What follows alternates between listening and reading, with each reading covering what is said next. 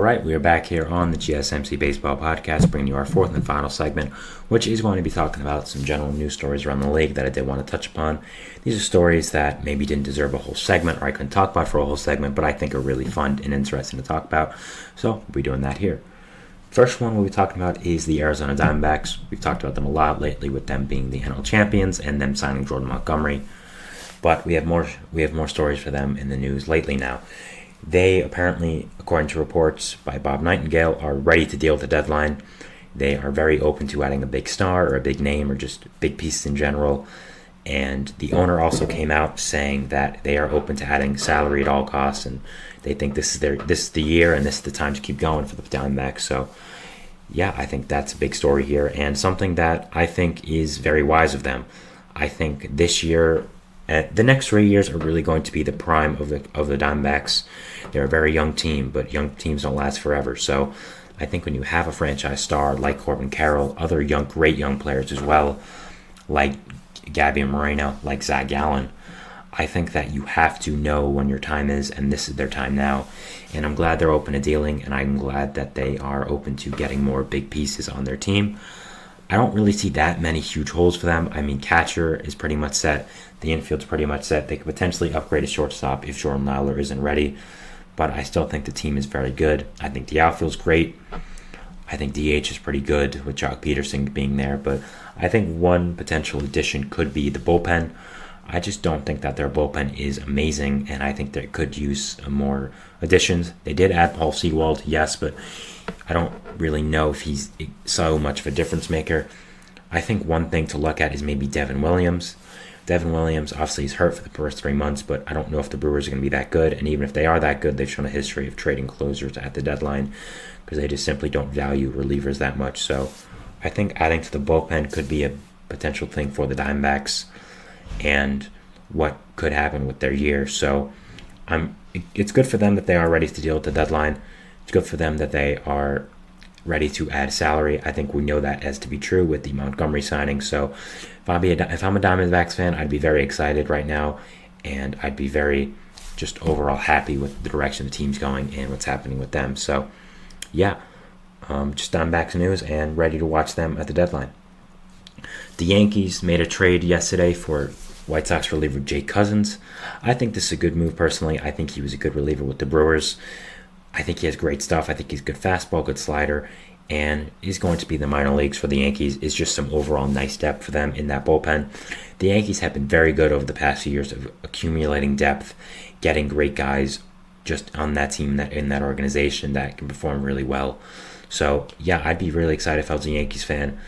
Not like this trade isn't that huge. Obviously, it's a minor trade. They got him for cash considerations or a player to be named later, but it's really nice depth for the Yankees, in my opinion, and I just think it's a sign of a good organization when you get this much depth, and I think a lot of teams want to emulate teams like this, teams like the Yankees and the Dodgers who are good at this, and just organizations you want to watch out for in the coming years. So, yeah, I think it was a good move by the Yankees to get more depth, especially in pitching. You can never have enough pitching depth, so a nice move by them there.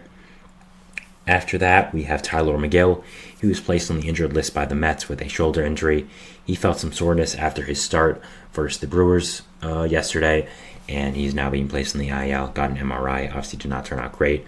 Only 15 days, and he should be back at the end of that right away. He said he doesn't really feel pain at all. It's just kind of something you're doing at the start of the season to make sure it doesn't get worse. Precautionary is the right word, I should have said. So, yeah, not a huge deal for the Mets. As I said before, again, I'm just not that high on him as a Mets fan. He really hasn't improved in these years of being an MLB player. He still has a lot of issues to work out. The pitch count is one of them. He has not done well with the pitch count of the past few years. He throws too many pitches over the innings and just not have that out pitch, in my opinion. So, not a huge deal. I think the Mets have a lot of great young pitching that could come up and fill the spot. One guy I really want to see get a chance is Jose Butto. I think he has some good pitches in the repertoire. I think he has some good potential overall, and Butto is a guy I really want to see get a chance, and I think could be a really good player. So, yeah, not a huge deal for Miguel to be on the IL, but they've lost a lot of pitching depth over the past few days, over the past few weeks, especially with Senga. So, it'll be interesting to see what the counter is. The reports are that they're interested in Julio Teheran, who just got released from a Orioles contract. So that could be a nice add to the pitching depth. Had an okay season with the Brewers last year, kind of in a career renaissance. So if that does happen, I will let you know. And I think Teheran could be a good fit for the Mets. Top prospect, Junior Camareno for the Rays, has a quad injury and will be out for a little bit. A tough break for the Rays, really. This is a guy I think was really looking forward to being a big part of the Rays season. Came up last year, but starting the season in the minor leagues. Either they want to tamper with his playing time to get more years on that contract, or they just don't think he's ready. But overall, it is a tough break seeing him have a quad injury and seeing him be out for a good part of the season now. So I think they were relying on him to be a big part of that infield as the season went on in second base or third base. And we don't know how long he's going to be out, but it did not look good. I would probably say a few weeks to maybe a month or so. So after that, you then have to rehab, get back in minor leagues. So not a great deal for the Rays here, but they have the depth to counteract it. So it's not a huge thing. But again, a tough break in my opinion. A guy I was really looking forward to watching, and a guy I think is going to be really good as the year goes on. So not a great sign for the Rays right now. After that, we have Joey Bart for the Giants, a former second overall pick, being DFA'd by them. Just really never worked out. With the Giants. Was not that good ever. Did not hit. Did not play great defense. Being the second overall pick, that's kind of what you need to do.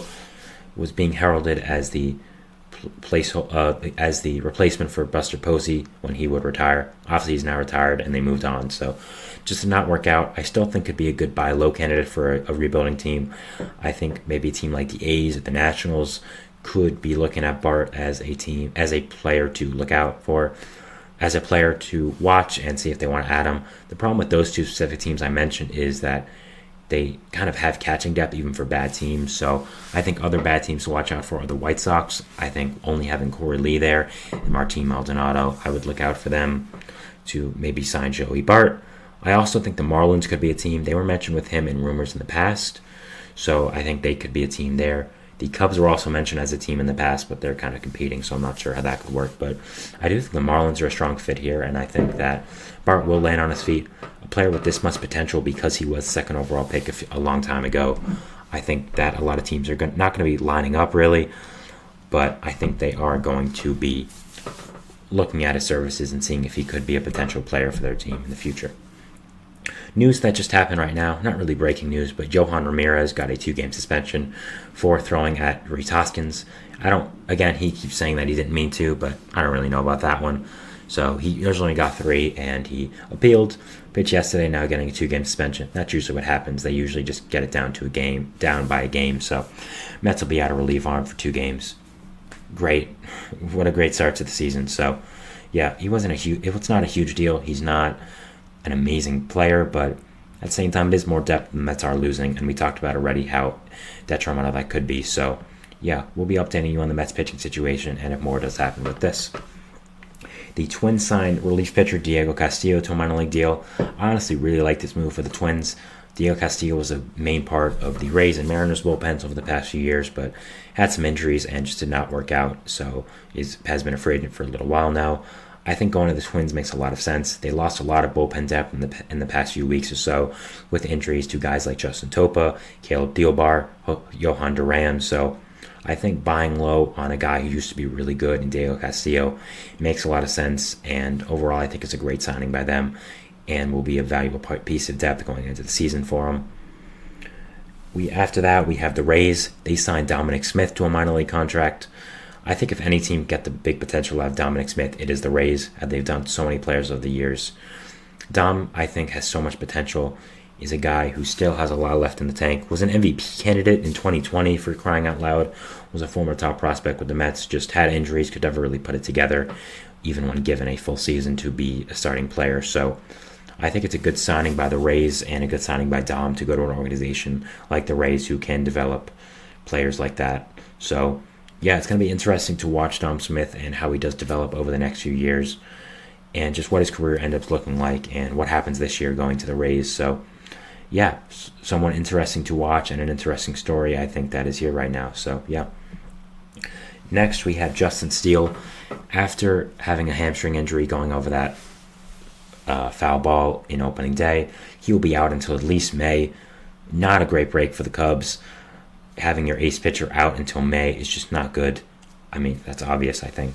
You're going to have to look at your other pitchers now to step up, like Shota Imanaga. You called up Ben Brown, who is going to be a big part of your rotation. So we have to look at these kind of guys to step up and fill in that place. Jameson Taillon as well, who has not had a great start to his Cubs career. So you have to look at your other pitchers now to step up while Steele is out. So yeah, it's going to be interesting to watch and seeing if these guys can step up, fill in the place for your ace. So the Cubs are going to be an interesting team to follow over the season and as Steele is out. So yeah, a team to definitely see here and definitely just watch how their season does unfold. After that, we had Royce Lewis going to the IL for the Twins. Not a surprise here, really. Was very electric in his opening day debut, and as he said, was too electric for his own good, it seems like. Had a hammy injury going over to third base running, so not great. He'll be out at least for a month, they think. Not really sure the entire timeline, but yeah, not great. Another top Twins prospect who has been injury prone, the same as Byron Buxton. So I think Royce Lewis is going to be a very big guy for the Twins' future. But like Buxton, has to stay healthy. I think he has so many tools, and just staying healthy, being durable is going to be the big thing for him.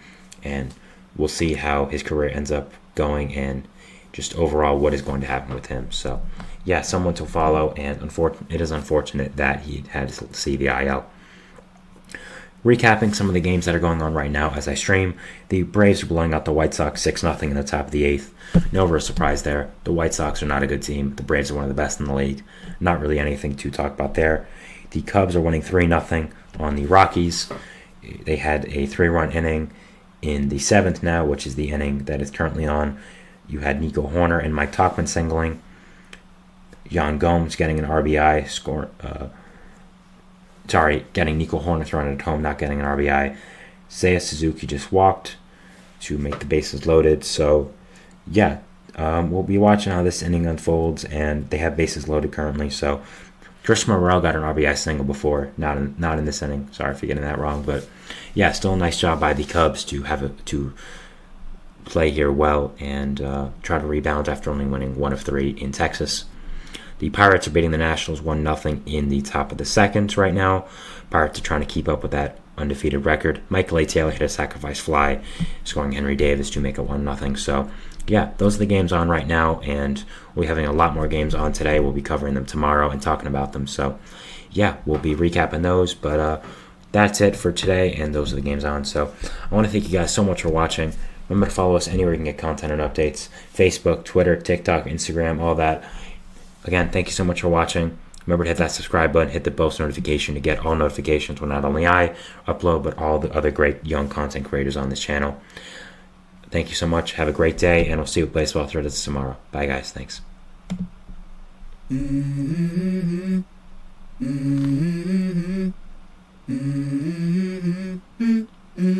Let's go. I wake up to a little bit of drool on my pillow, feel like it's gonna be a bad day. Yeah, I'm tired of shit, and the coffee ain't hit yet, damn, ain't that great. I don't wanna go